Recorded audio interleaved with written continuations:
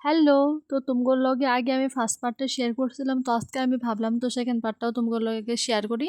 তো দেখতেই পারতাছো আমি এটা পার্পল কালারের কেক বানাইলাম। তো আবার বানাইতেছিলাম তো কাপড়টাতে লেতেরা লেগে গেল। তারপরে আমি আবার গিয়া কাপড়টা চেঞ্জ করে লইলাম। তো দেখতে পারতাছো আমি আজকে কেকের ডিজাইনটা ফার্স্ট আমি এমন দিতে লইছিলাম, পরে আবার হয়ে গেল গন্ডগোল। পরে আবার তো এটা বানাইলাম। কিন্তু আমার কাছে সেকেন্ডটাই ভালো লাগতেছে। তোমরা কিন্তু আমারে কমেন্ট করে জানাইও। পরে তোমাকে যে আমি দেখাইছিলাম ফার্স্টেরটা, পরে এই যে দেখো আমি উপরে এমনি ডট ডট দিয়ে দেখছিলাম যে কেমন লাগে। পরে দেখি বেশি সিম্পল হয়ে যায়, ভালো লাগতেছে না। পরে আমি ভাবলাম যে এটা দেখো অল্প ডিজাইন করে দিই, অল্প ডিজাইন করে দিয়ে দিলে ভালোও লাগবে দেখতেও, কেকটা সুন্দর দেখা যাবে, হয় কি না কও? এই যে ধ পরে আমার কেকের ডিজাইনটা বানানো হয়ে গেছে। কাজে ধর পর আরেকটাও কেক আসিন, একটা ইয়েলো কালার নিউট্রাল জেল দিয়ে বানাইছি, আরেকটা দেখো পার্পল কালার সুন্দর করে বানাইছি। পরে এদিক দিয়ে তো আরও দুইটা বানাইতে আছে, রাত্র হয়ে গেছে গা, তো 11:30 বাজে। আমি আর পারতাছি না, রাত্র হয়ে গেছে গা, তো আর ভাল লাগতেছে না বানাইতে আর।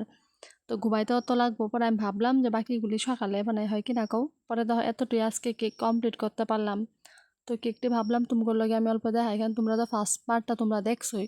পরে আবার কেকটা বানাই আমি আবার তো ফ্রিজে রাখতে লাগবো, কারণ যেই গরম পড়ছে ফ্রিজে না রাখলে তো আর উপায় নেই। যে ধরো ফ্রিজে রাখতে লেগে আমি একটা একটা করে ফ্রিজে রেখা দিতেছি, বিরাটই সাবধানে। বিরাট ভয়ও লাগে কিন্তু কেক পইরা গেলে গা। আজকে ব্লগটা অতটুকু, কেমন লাগছে জানাই। হয়ে যায়, বাই বাই।